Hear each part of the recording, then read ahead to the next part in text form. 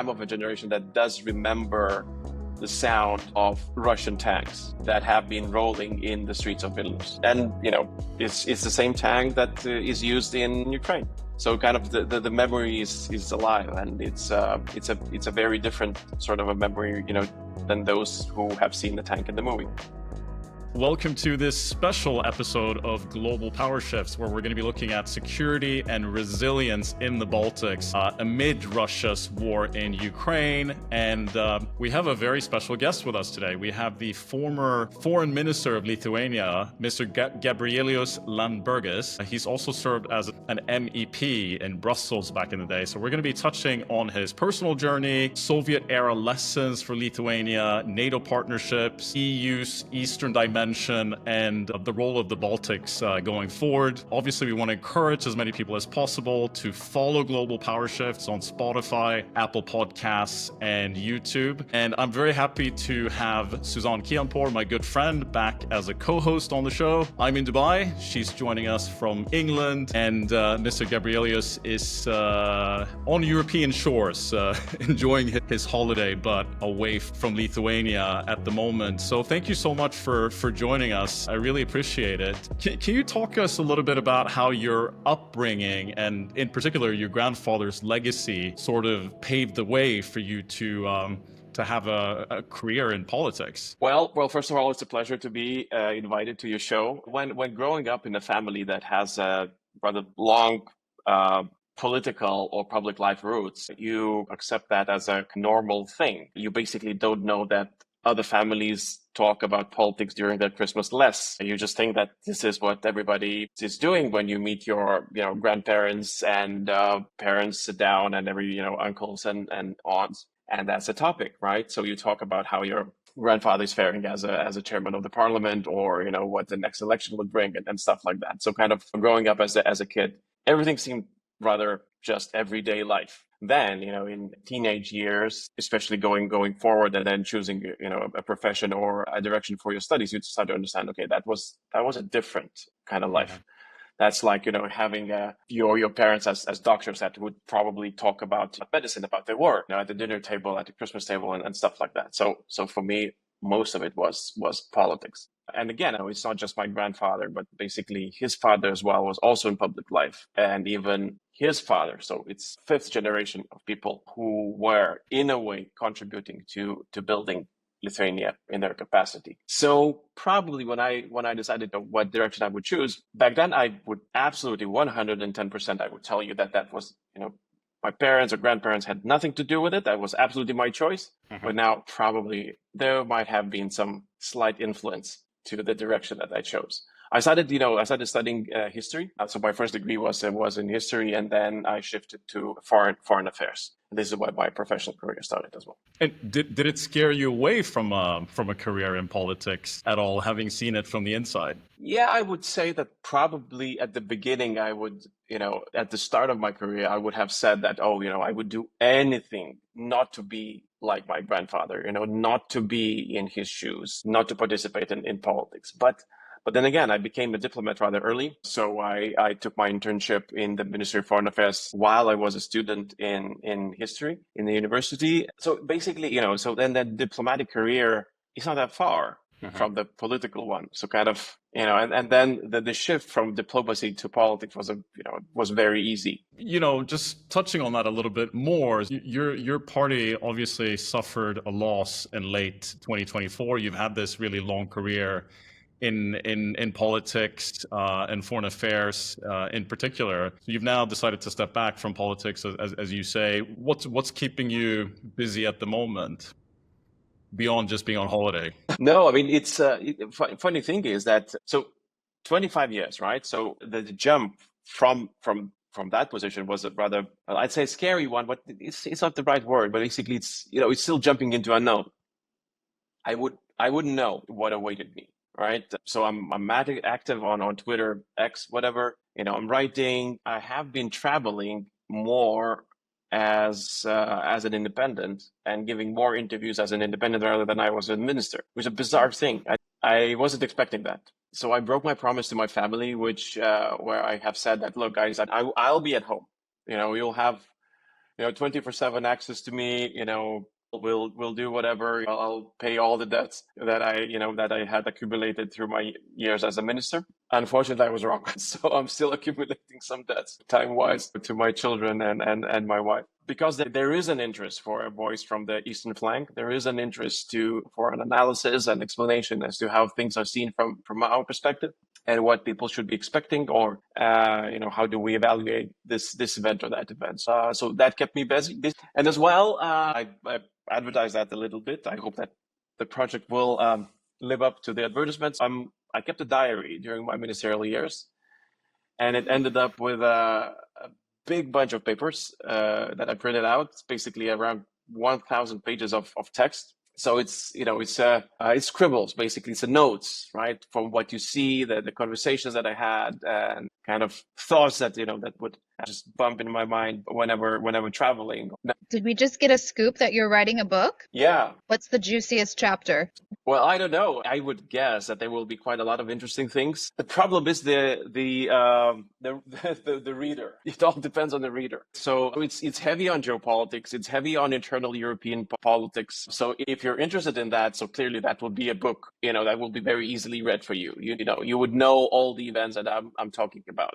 The start of the war, the way that we treated Ukraine, the way that it was seen how we treat Ukraine throughout the first years of war, and all the other things. But I'd like to reach, so that the book would reach a reader that is not necessarily a geopolitics nerd, and that that the person would find out about the why Baltics are important, why the eastern flank is important, what would happen if Russians escalate into NATO territory, especially in the Baltics. So I'm trying to tell the story that would be not just from the point of view of a minister, but basically from a Lithuanian to an international reader that would catch his or her attention. So on that note, you mentioned Ukraine. I was just in Lithuania and I saw Ukrainian flags everywhere. There were also a couple of times where I saw fighter jets going overhead, which I'm assuming were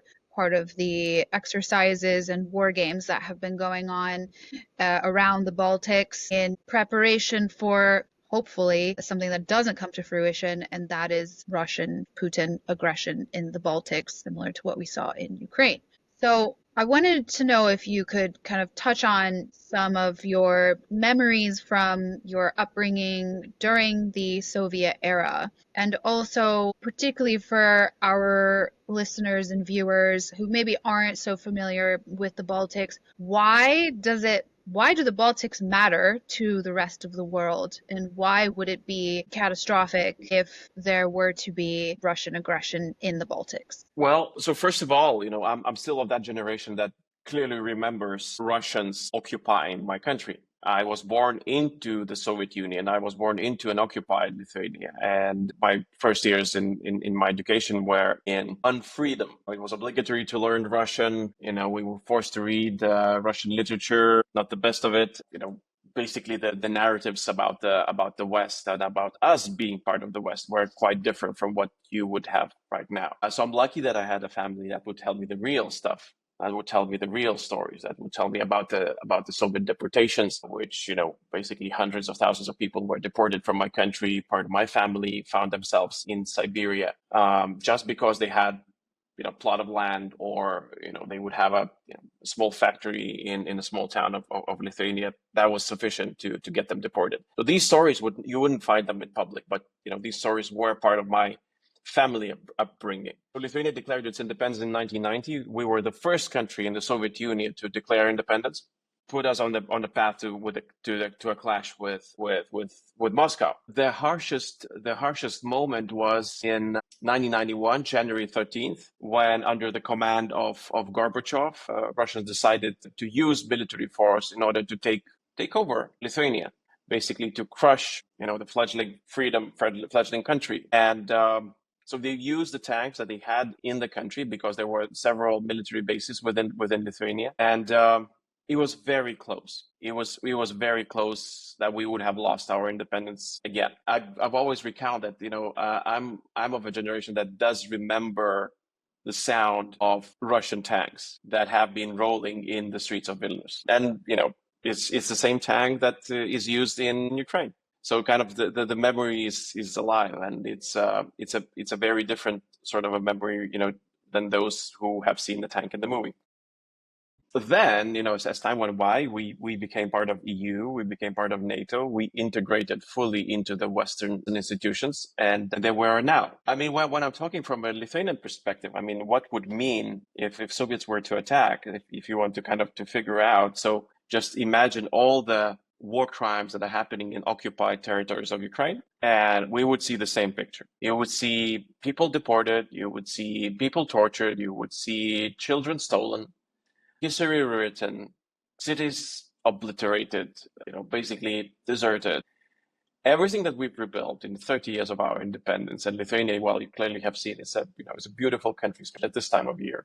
It looks a bit worse in November, but now it's in all its glories. Everything that would be stopped, would be wasted. So it's from my perspective. But when it comes to the West, so basically the best thing, the epitome of Western achievement is the alliances that we managed to build that provide security, that provide prosperity, that provide stability, that provide peace to the big part of the world. And those institutions for us is NATO and European Union. And if one of the allies is attacked and not defended, so you would ask yourself the question, so what does remain of those institutions were founded for that reason, to defend? And if they are unable, are they still in existence? Do they still exist, those institutions? And I believe that they wouldn't. I believe that even though we might pretend that we still have NATO, we might pretend that we have still EU, but that would be a very different world. So we're connected. So on that note, on the alliances, there is a trend going on in the US and on some level in the UK, not as much. Obviously, we saw with Brexit. Brexit was anti-EU.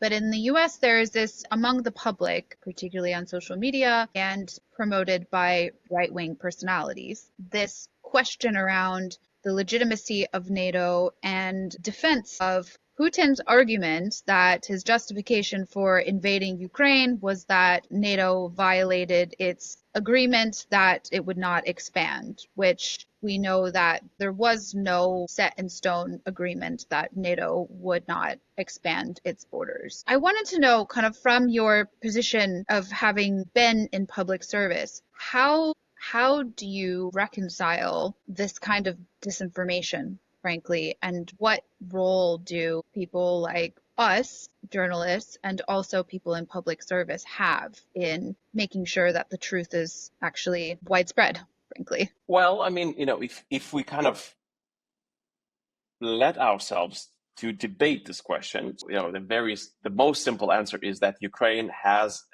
had in its constitution that it will be a neutral country before the first attack.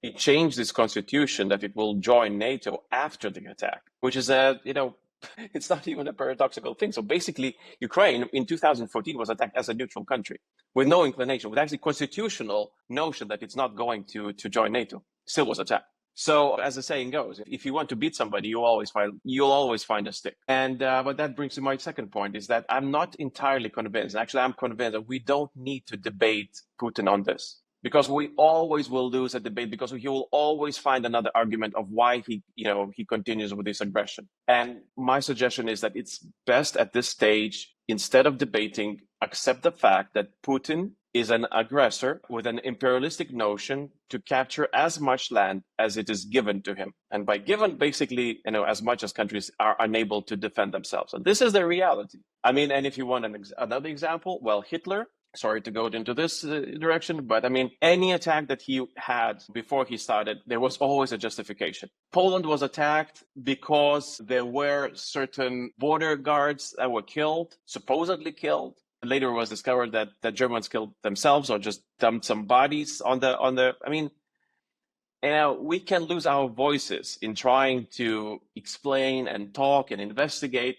But I say, well, unfortunately, this is a way more simpler scenario. Like in 1938, like in 2022, we have an aggressor state bent on attacking its neighbors, and the only thing that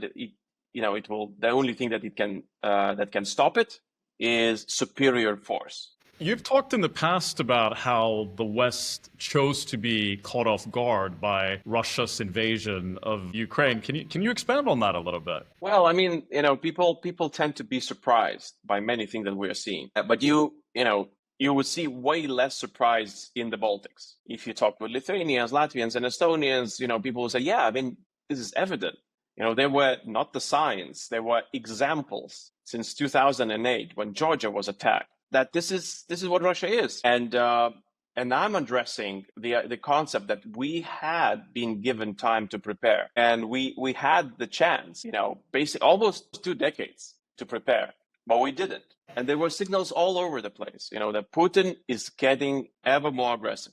So that's number one. But I mean, maybe you'll want to talk about this as well. But there is another side to the story. There have been signs that United States is changing its position when it comes to defense of Europe. And now again, we're shocked, right? I'm not saying that we shouldn't be because it's a big thing. But I mean, then again, when you think about it, in 2012, when President Obama is saying, look, we are going to pivot to Asia, right? This is where our interests are. We need to deter China. We need to, to defend our allies in that region, and Europe has to take care of itself. He was extremely polite with it. He used nice words. I mean, that has been happening. Putin was getting more aggressive and Americans were withdrawing. So we kind of said, no, probably this is not as bad. This is not as bad. Even now we're doing exactly the same thing, right? We're still doing the same thing. So on that note, if in the absence of American support and with this 5% NATO spending pledge, do you feel that you're ready to support and defend Ukraine should it get to that? And the Baltics? Well, I mean, with Ukraine, it's evident that we're not. Look, I mean, the announcement that U.S. position to Ukraine will be changing has been made in February. Now it's July. And apart from mostly northern countries, mostly Germany, still continuing to spend on Ukrainian defense, nothing has changed. We are not seeing a European step up. We're not seeing new instruments, new funds, new instruments that would somehow help Ukraine, or at least stabilize the situation with a change in US withdrawal. I think the message is clear. We're unable.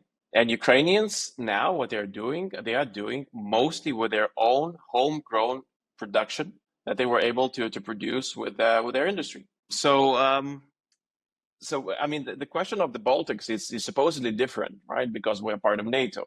There are plans, there are pledges, there are military contingents that are dedicated to our defense. But I think that the question is very real, and it's very, very, posing it's a right thing to do. Are we ready? And people are constantly making this distinction. Look, I mean, Lithuania is not Ukraine, right? So Ukraine is not NATO. So that would be a different case. In what way? In what specific practical way it would be different? Would we want to risk a nuclear war for a tiny Lithuanian city? Would allies would drop everything that they have, and hurry up to save 20 kilometers of Lithuanian territory? I think we're still basing, the whole mindset is based on a single fact, that we are deterring. And I think that this will end. And Putin is preparing to check it. How do you mean? Well, basically, I mean, if we ourselves are asking these sort of questions, right? Whether we have what it takes to make our deterrence credible, right? So basically we're saying, look, we have this power. We are the most powerful alliance in the world, right? And you don't want to mess with us. But then we struggle to help Ukraine. We're afraid of nuclear escalation. We show all these signs of weakness, right? Which give Putin an idea that maybe we're bluffing, that maybe if he asks NATO to open its cards, we don't have much to show for. And this is why my main worry is. I think most people don't realize that there is a bit of Russia connected on the other side of Lithuania, Leningrad. Can you tell us a bit about that? And is that a concern? Because remember, the 2014 invasion of Crimea was, because Putin said that it belonged to them. So is that a worry? Yeah. So first of all, there is a historic anomaly, maybe, I don't know. I mean, but just historic fact that after the Second World War, a territory that was originally German, it was Königsberg, Kingstown, whatever. It was occupied by Soviets, and after Yalta conference, it remained Soviet. There was supposed to be another conference in 50 years, so in 1995. That was basically meant to reestablish the status of the territory, which is on the eastern side of Lithuania and northern side of Poland. But the conference never happened. Nobody asked the question. And so basically now we have this tiny island squeezed in between Lithuania and Poland, which is Russian territory. We call it exclave because it's outside Russia proper. The joke that we use is that there are only two countries in the world that have Russia to their east. It's Lithuania and Japan. Sorry, to the west, not to the east. Everybody has to the east, but we have to the west. So and Japan also has Russia to the west. So the strategic risk to Lithuania is coming from the fact that the territory, Lithuanian territory, in between Kaliningrad and Belarus is less than 100 kilometers wide. So, and worst case scenario is that if Russians were to just hypothetically attack from both sides, meet in the middle, and create a, some sort of a corridor between this Russian exclave Kaliningrad and Belarus, that not only, basically means that part of our country is occupied, but it also blocks us from receiving assistance via Poland, because that's the only tranche where the troops and military equipment can reach us by land, and not just us, but also Latvia and Estonia. So if you block this part of Lithuania, you basically isolate 3 NATO countries that would then need to be supplied either by air or by sea. So that is where our vulnerability is. On the other hand, we have to think that it's also Russian vulnerability. For Russians to supply Kaliningrad is not an easy thing, right? So they don't have a land corridor. For them to reach with troops and ammunition, if they don't attack NATO territory, it's only via sea. And it's rather exposed, right? So, Poles have rockets that can reach anywhere in Kaliningrad. Swedes have rockets that can reach anywhere in Kaliningrad. And I'm not even talking about Americans and the greater powers. So it's just sitting there. So it's a vulnerability for Russians as well. So maybe that kind of balances things out a little bit. But in any case, it depends on who will make the first move and what would be the answer. If Russians would decide to attack, to test NATO, they will clearly use capacity of Kaliningrad to make a mess in the region, expecting us not to retaliate, not to escalate, just because we are afraid of whatever nuclear or any other things. If we're not afraid, if we use the spirit, if we still have the spirit of the Cold War, where we would say, like with West Berlin, where there was always a very clear message. I mean, yeah, you can attack West Berlin. Russians can attack West Berlin. Most likely you can take it, but the repercussions would be so great that you don't want to try it. And for decades throughout the Cold War, Russians never tested it. I sensed a little bit of frustration from you in terms of the security situation in Europe and perhaps having European countries step up even more. Obviously, we talked briefly about that 5% pledge now that's happening, I think, pretty much across board except for Spain. Lithuania, from my understanding, is one of the biggest military donors when it comes to Ukraine. And obviously, you have this history of dealing with Russia during the days of the USSR, but then breaking away as well. Are there any lessons that the Trump administration might be able to draw from the Baltics in terms of how to best deal with Russia and Putin? I mean, we had some colorful language, I think, just yesterday from Trump when it comes to Putin. So it seems that he's getting very frustrated. When it comes to the signaling from United States, I don't think that there is a clear answer how to take it, right? So there have been ample opportunities to show that it's not just an empty phrase. So what happened yesterday? Basically, so there are 30 rockets, and we're talking 30 rockets. It's not systems, it's not Patriot systems, it's rockets that would take down 30 ballistic missiles if successful. I think it's about. They have that in about a week. Ukrainians, that's every day now, every night now, it's about 500 drones and several ballistic missiles. So 30 would get them from Monday to Sunday. That's about it. So, and it's there in Poland, and they stopped it. And yesterday they decided to release 10 rockets so that Ukrainians would be able to defend them for 2 days. So it sounds a little bit like a joke, honestly. If you're frustrated with Putin, I know how to show it, right? Send all you have. like change the calculus. 10 rockets that would take out 10 ballistic missiles in 2 days. I don't think it's changing calculus at all. So yeah, I mean, it's important that the mood might be changing. We have to be hopeful. I'm hopeful, but that's not a strategy. That's not a strategy.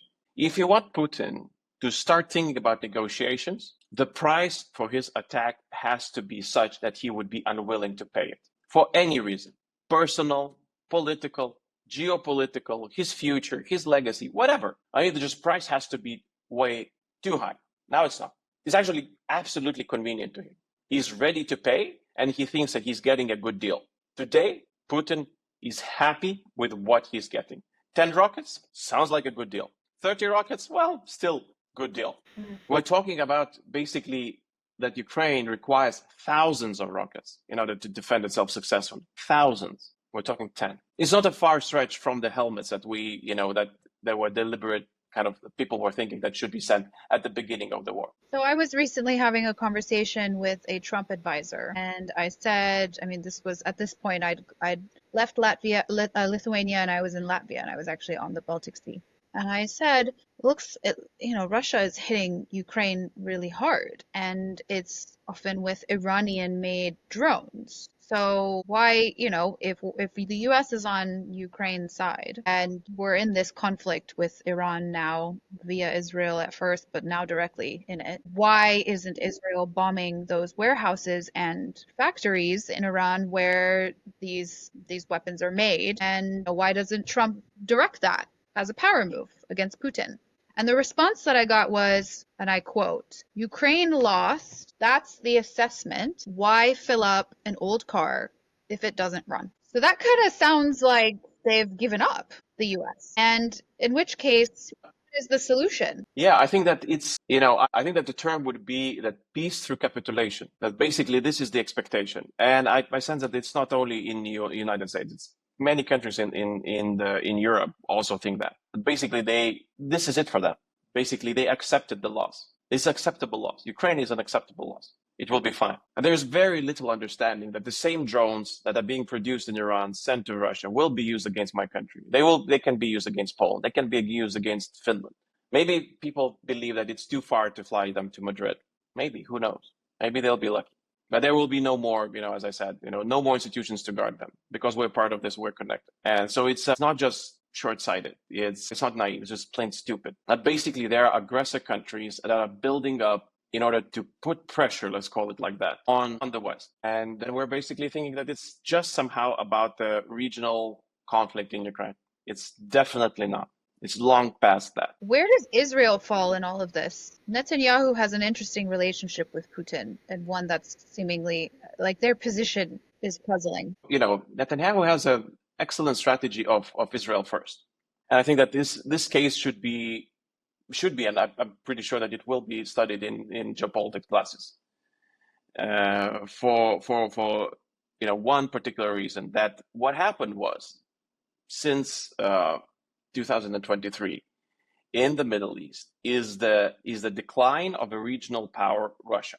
Take two episodes. One, the red lines drawn by Obama in Syria, 2012, where United States thought it would be unwise to involve itself in helping people in Syria or asking for, kind of bringing down the retribution because of use of chemical weapons used against civilians, right? So why didn't US step up then? Well, because there was a worry I will disrupt the regional stability, which depended on Russia and Iran.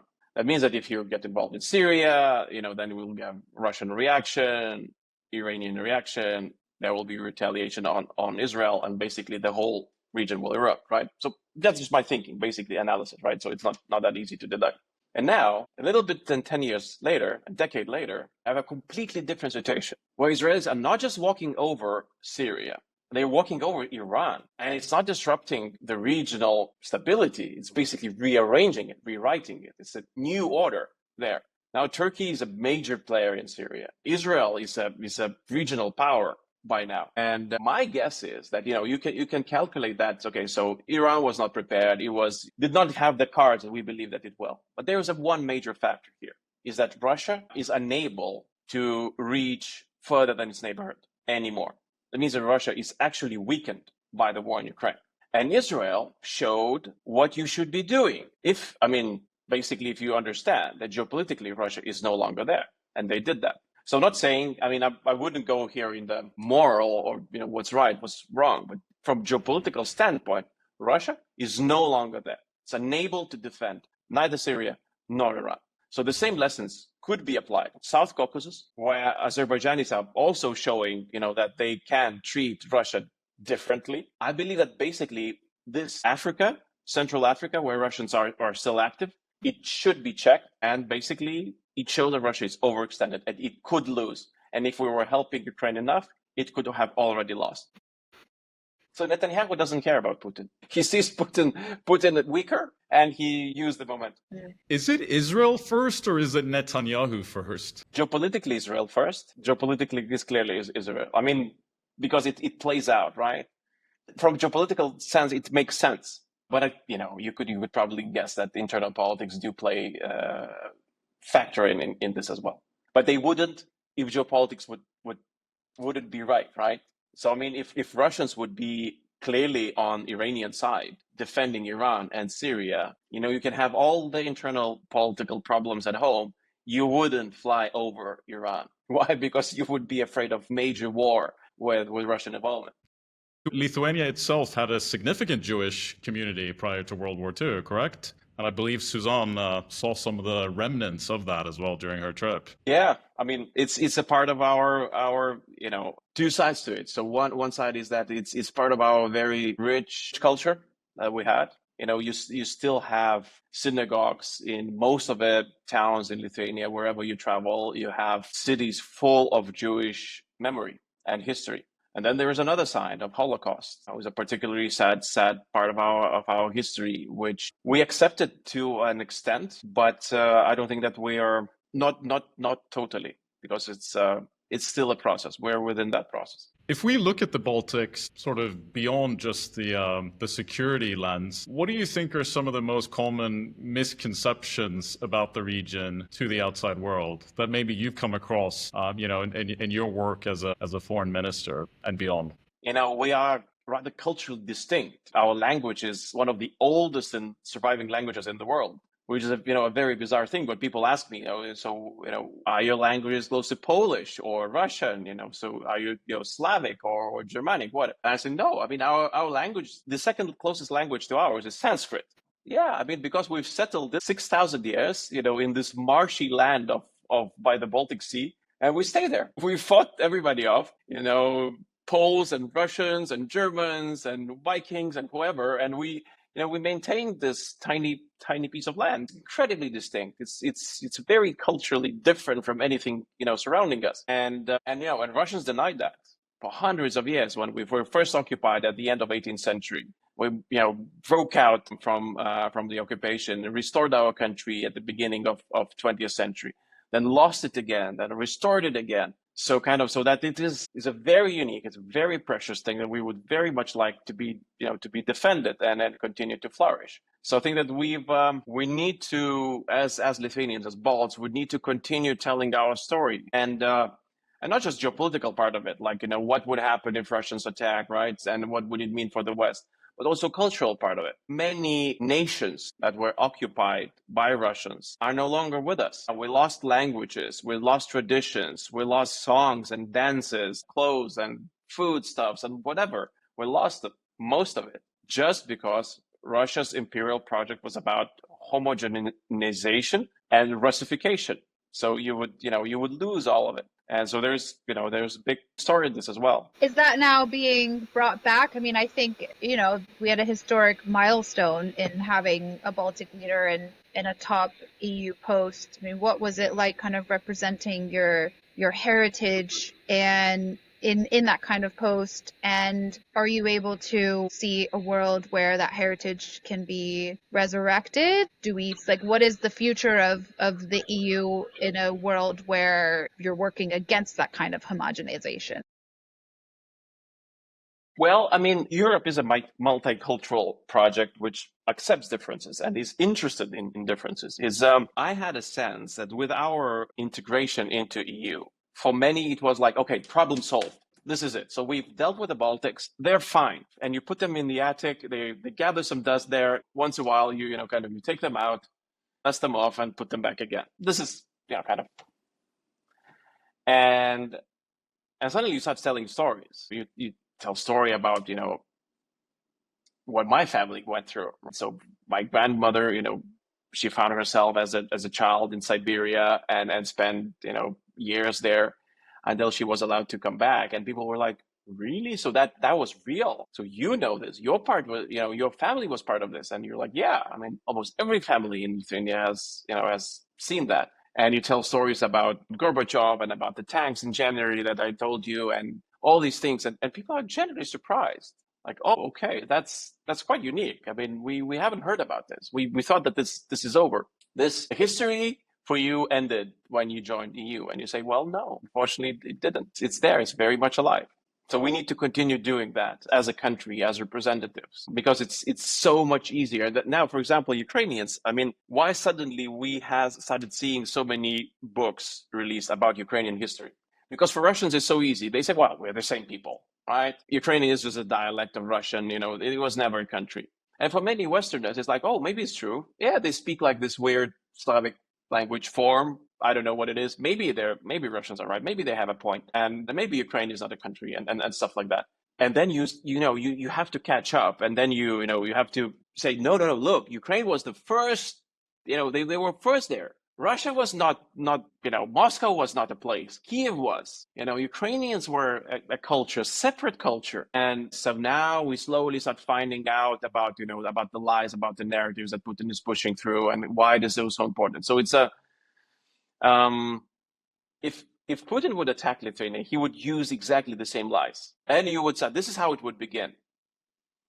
Lithuania is not a country, it was just a gift by Khrushchev, whatever. I mean, you would hear all this nonsense, just the same thing that you are hearing now with Ukraine. As a former MEP yourself, I wonder, do you think that we as Europeans, and obviously I'm Swedish, do you think the EU itself has maybe too much of a Western-centric take in terms of Western capitals sort of dominating the EU narrative and traditionally having held all the top positions, and maybe for the EU to continue being relevant, it actually needs to, I don't know, this might be an outlandish idea to some, but perhaps you need to have a second capital of the European Union somewhere in Eastern Europe, and perhaps Kiev, Ukraine. I mean, that could be quite symbolic in terms of expanding not just territory, but also the minds of people, because the EU, I mean, these economies are not doing very well at the moment. And there's Central Asia. You talked about, obviously, Georgia. We know Georgia's not going to join anytime soon, but Armenia,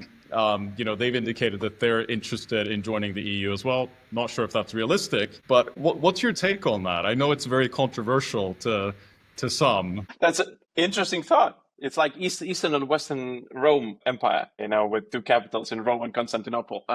Could benefit the Baltics, potentially. Yeah, no. I mean, it's a fun idea to ponder about, to move actually the center, the European center, closer to the, to where it actually now is. Or at least have a secondary center. That's what we're saying. Yeah, no. I get it. I mean, it might sound, outlandish or fantastic now at this stage, but I mean, just saying it out loud, I think it's a useful thing. We're seeing some shift, right? So now we have a high representative from Estonia. We have a defense commissioner from Lithuania. So clearly it has shifted, right? Even maybe grudgingly, not an easy thing to do, but there was an acceptance. Okay, so Baltics were right. They are important. We cannot keep them in the attic all the time. They are part of the club and they bring value. So that has modified. But the question is really about what is Europe's future? Can Europe survive in many cases just making some cosmetic changes rather than rethinking about its purpose in this time and age? And again, I'm rather worried that Europe, without the major rethinking and now without the real reform that would make us more efficient, more suited for solving today's problems, I don't think I'm afraid that we will run into some of the things that we will be just unable to solve. And one of them is actually, potential Russian escalation into EU, into NATO. Because now we're preparing, we have all these plans, we'll be spending some money, we'll be doing this and that. But I mean, the problem of this magnitude is it might prove itself to be just too big for the slowness of the European bureaucrats and the way that we deal with the problems. We're just not suited for this bad big problems. Part of what I've found covering geopolitics over the last 15 years is that policies are often reactive rather than proactive and preventative. Is there something to be said about thinking about countering China's influence through Central Asia, so the EU being closer to China and Chinese influence via Armenia and Georgia? That's a good question to pose. So first of all is whether we are ourselves able to find a right policy to China. And at this stage, I don't think so. I'm not seeing that. Again, it looks as if China is just too overwhelming for us. They've already killed off several of European industries. If we're just talking about trade, they have enormous leverages on us. Even though we've announced the plans that we are going to limit our imports of rare earths and other metals or minerals that we need from China, still it has been growing. So I really don't know whether we are capable at this stage to practically limit our exposure to China and be somehow efficient in this. Now, what you're asking is whether we are able to exert geopolitical or geocultural or geostrategic power over to other regions, so either South Caucasus or Central Asia.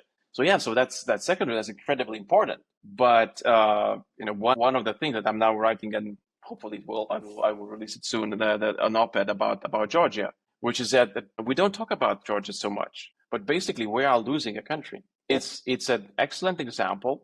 A horrible but excellent example as how non-geopolitical Europe can be. Russians don't even need tanks. They can just have a government that is sympathetic to Putin and is able to do its bidding for, I don't know, for what reasons, for corruption, for money, for, political gains, internal, external, I don't know. And that's it. And Georgia is out of European sphere. Now they arrested the opposition leaders. The NGO leaders will follow. This is it. Nobody's traveling to Georgia anymore. Mm-hmm. Nobody will be traveling because we cannot go there. It's lost. And that tells you all there is to know. So if we cannot have a strategy as to how do you stop the decline of democracy and going from the European path in Georgia, so can you have a strategy on, Turkmenistan? Okay, don't even need Turkmenistan, but, Kazakhstan. How do you stop China there? If you cannot stop it in Georgia, then you cannot stop it in Germany. I've spent a lot of time in Georgia over the past couple of years. And actually, on the previous episode, we had a political analyst and historian professor on the episode. So we managed to kind of delve quite deep into that conversation. When you talk about Georgia, it sounds like it's lost, it's over. I mean, do you see any kind of opportunity there for Georgia to come back into the European sphere? We know that at the moment, their prime minister is not actually the person who's leading the country. The country is being led by an oligarch. Who is at least seen, we should say, as being quite close to Russia. So, I mean, what do you see there in terms of Georgia's future? I mean, if we care about their future, if we care about those people who are being arrested, what can we do as Europeans, realistically? Sanction the hell out of those people who make this happen. Like, seriously, I mean, just, so that they would feel the pain, that this is it. They will hurt them. Because they keep their money, they keep their children, they keep their spouses in Europe. You're talking about the Georgian dream specifically, right? Yeah, Georgian dream. Yeah. Why hasn't that happened? Well, because this is not we don't have a sense that it's important, right? This is not a driver for us to rethink our strategy. And again, I mean, as with Ukraine, like we spoke previously, like we accept the loss. Mm-hmm. It's acceptable loss. Like, okay, yeah, well, we lost. It almost sounds like it's in our DNA to give up as Europeans. Yeah. I mean, we are retracting, right? So we're not expanding. We're not exerting geopolitical power. We're barely holding it together within, and it's really sad because the question is on where it will stop. And you could say, okay, it was an overreach, so maybe we've expanded too far, too fast. But come on. Like a continent of 450 million people, like probably the most prosperous area in the whole world, is unable to help a country like Georgia? Seriously? It just doesn't have a will or belief in itself. That is my explanation. Looking ahead to the future, perhaps a brighter one, hopefully. When I was in Lithuania and Latvia, I was struck with how much potential it could have in the kind of investment space, in green tech, energy, especially in a world where we are seeing shifts, whether it's power shifts or cultural shifts, and people vote with their feet, we like to say often. And increasingly, we're seeing people looking at leaving the US, which has been a tech and energy and investment hub. What does the Baltics in 2030 look like? Is there any sort of initiatives to kind of capitalize on this era in history where we are seeing people looking to move around and looking for new opportunities and power potentially shifting away from, unfortunately, the US, where I'm from, in an era of what's seen as instability. I mean, I say this because, and Jim knows, like, I'm always like rah rah American dream because I'm a child of immigrants who benefited from that American dream. However, it's in danger. I recently posted a reel on Instagram basically encouraging people to come visit, even though we were seeing potential estimated $12 billion loss in tourism, and saying that, boycotting America and not coming to America hurts civilians like me and not necessarily Trump if you are trying to hurt Trump and don't like Trump.